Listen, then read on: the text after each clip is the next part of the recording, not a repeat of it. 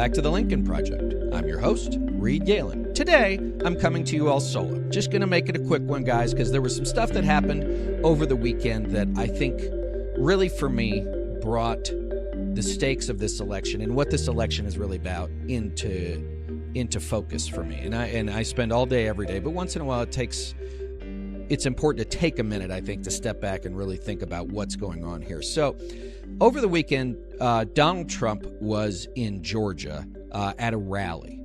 And during the course of this, he decided it would be funny to make fun of Joe Biden and Joe Biden's performance at the State of the Union address Thursday night. So, Rob, why don't we go ahead and roll that clip?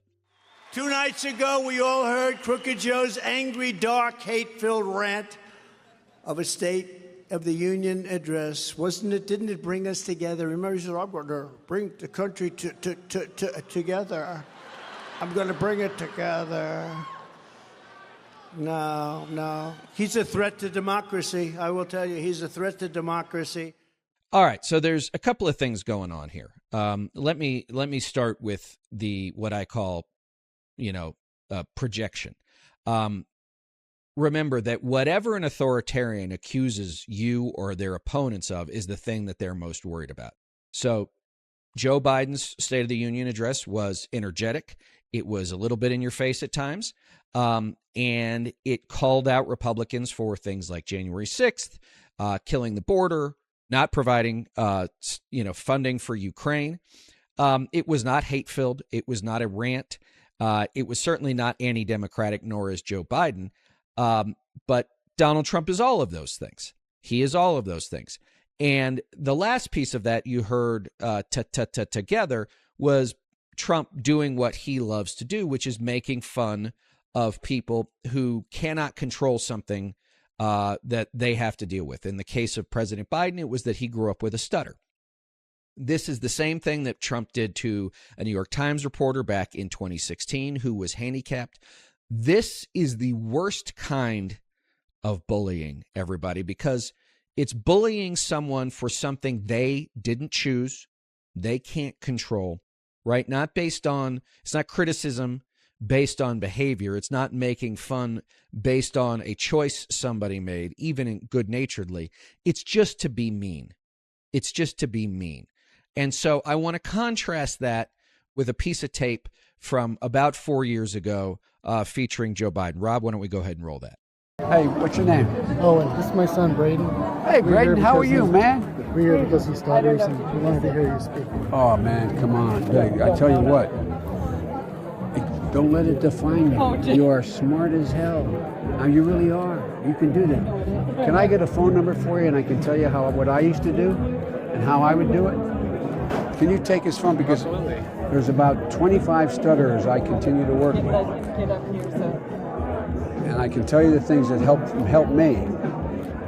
I know, by the way, the hardest thing is talking on the telephone. So I don't expect you to be able to. But when I stuttered, I used to talk like this. And it took a lot of practice, but I promise you can do it. I promise you.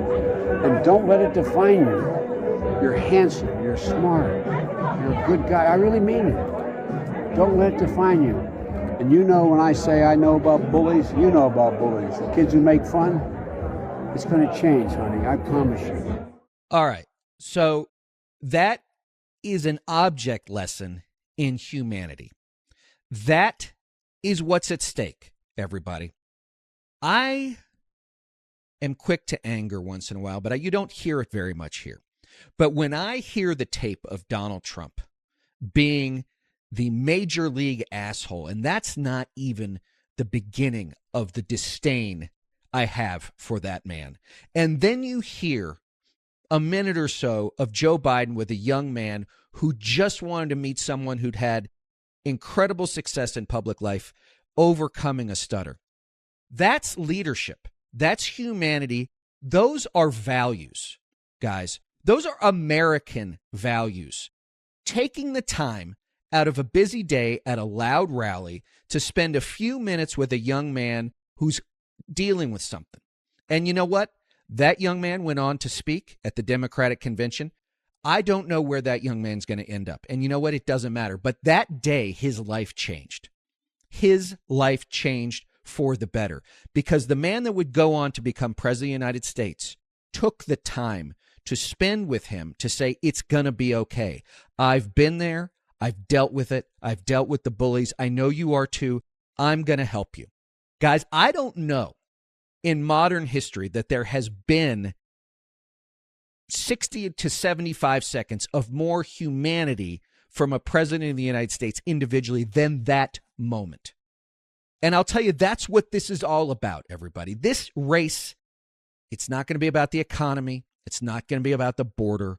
And you know what it's going to be about? It's going to be about values. Who are we? Are we Donald Trump, who stands in front of a crowd and makes fun of someone who contended with a stutter all their life to raise themselves up to the highest office in the land, the most powerful office humanity has ever created, and has a crowd that laughs along with him? Is that who you are? Do you sit with those people that laugh at that? If that was your kid, how would you feel? There were people in that crowd. There were people in that crowd who either stuttered themselves or had a kid or some family member that did. 1% of Americans have dealt with a stutter. That's 3 million people. Donald Trump has said to these people, just the stutterers in our midst, you're worthy of ridicule and scorn. That's what you're worthy of. You have no place in my mind of any positivity. You know why? Because his mind is a dark place. It will never be a light place. It will always be darker and darker in there. What that empty, cavernous cranium holds is nothing but ugliness and hate. And it's disgusting. And we should, as a country, want nothing more to do with this man. Nothing. And let's broaden it out a little bit. We talk about Ukraine. Is Ukraine about bullets and bombs? You know, militarily it is, right? But why do Americans overwhelmingly support Ukraine? Because it's a reflection of who we are as a country. Most Americans love the United States, and they love to be Americans, and they see the United States as a beacon of hope and liberty. And even if we have not shone as brightly as we should have, we can and we will under 4 more years of Joe Biden. That light goes out in the world, not just in the United States, but in the world with Donald Trump returning to the presidency. Do you believe in democracy? Do you believe that the United States does have a place in this time to be a leader, or don't you? Let's talk about the Dobbs decision, and more recently, this decision with IVF. Those are medical procedures. But really, what's it about? It's about the idea that someone you don't know, maybe you probably haven't voted for, maybe no one has voted for in the context of the Supreme Court of the United States or the Alabama Supreme Court, telling you and your family how you have to live. That is a fundamentally anti-democratic way of thinking. That's an authoritarian way of thinking. And I would tell you this too. It's also an anti-Republican way, at least in the Republican Party I grew up in. That's not the Republican Party I grew up in, the one of individual liberty, that what happened in your home was your business. The decisions you made for your family were the ones that you determined to be best for you, not for unelected judges or politicians thousands of miles away, because it's just the starting point of them saying they want to control your life. And we should remember, too, that voters in very conservative states, in places like Kansas and Kentucky and Ohio, have rejected this kind of overarching state power. And remember that in the context of 2024, this is the value. The right to live your life as an American as you see fit, or the ability for Donald Trump and his Christian nationalist overlords to determine the kind of life you're going to live and the kind of school your kids are going to go to and the kind of things that you can or can't do based on your religion, your race, your gender, your beliefs, right? These are the values that are at stake, guys. Which side are you on? I know which side I'm on. I go to bed every night thinking I've done as well as I can for that day, and I get up every morning saying, you know what, at least I'm on the right side of history. This fight isn't going to be easy, but I'll tell you what, go back to those clips at the beginning of the show. Do you stand with someone like Donald Trump, who makes fun of those, the least of us, right? Who sits at a table with Nazis, who says there are good people, quote, on both sides, who just hosted Viktor Orban, right? Who, if he isn't in the employ of the Russian intelligence services, he's certainly their friend, who has to pay off $500 million worth of fines for things that he did. Everybody, remember, Donald Trump is no victim. No matter what he says, no matter what his supporters say, no matter what the right-wing media says or how the mainstream media tries to talk about how he's been prosecuted, the things that Donald Trump gets in trouble for are his doing. No one told him to steal files from the White House. No one told him that he should instruct an insurrection on January 6th. He did that because he didn't want to leave. He didn't want to leave power. And now, a reminder of the values once again.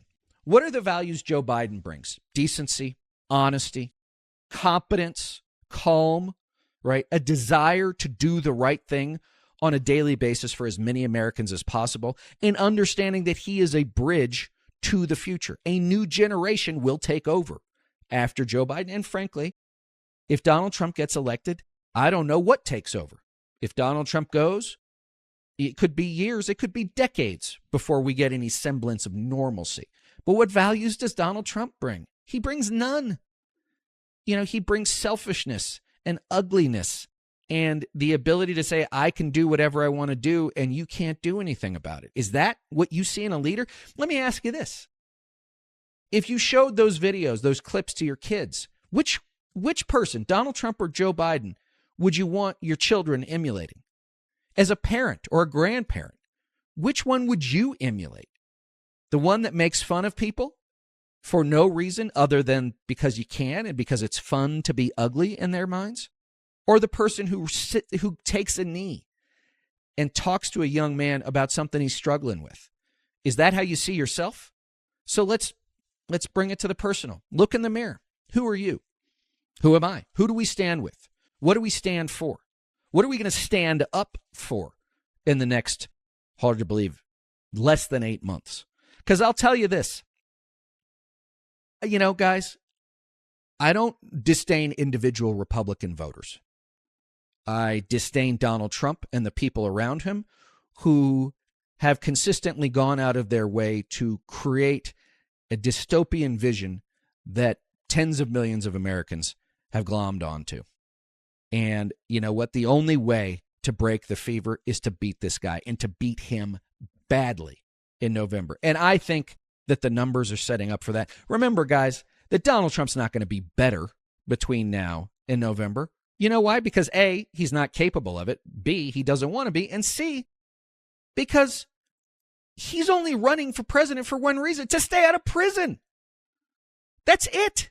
To stay out of prison and ultimately make himself rich again because he's broke because of his actions. So this is what I need you to do, everybody. Go and ask your friends and your family those same questions. You don't have to be, you can be impassioned. I love passion.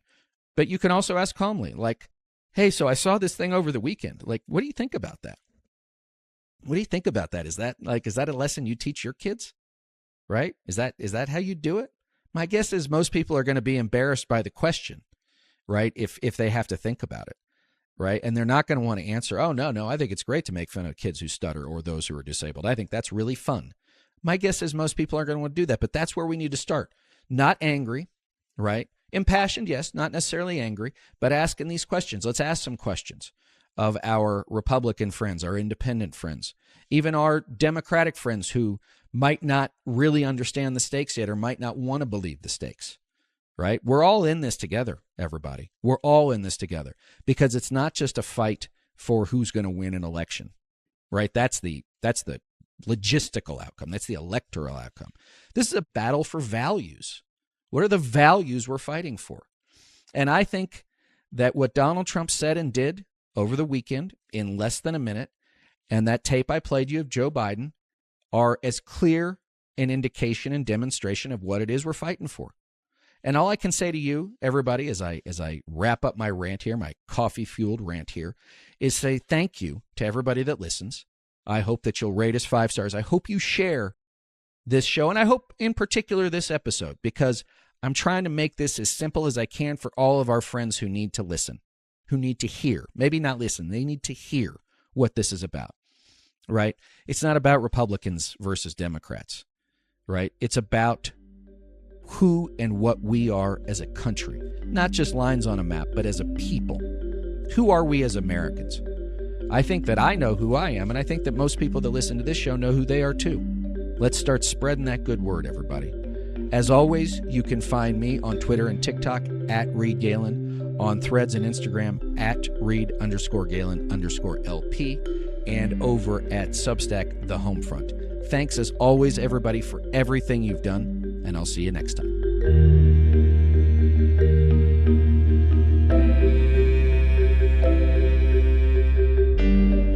Thanks again to everyone for listening.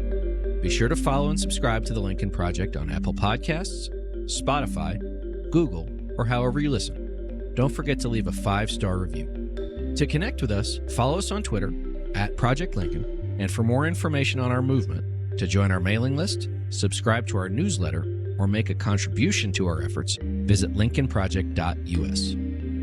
If you want to message the podcast directly, please send an email to podcast@lincolnproject.us. And if you want to personally join the fight to save our nation's democracy, visit jointheunion.us. For the Lincoln Project, I'm Reed Galen. I'll see you on the next episode.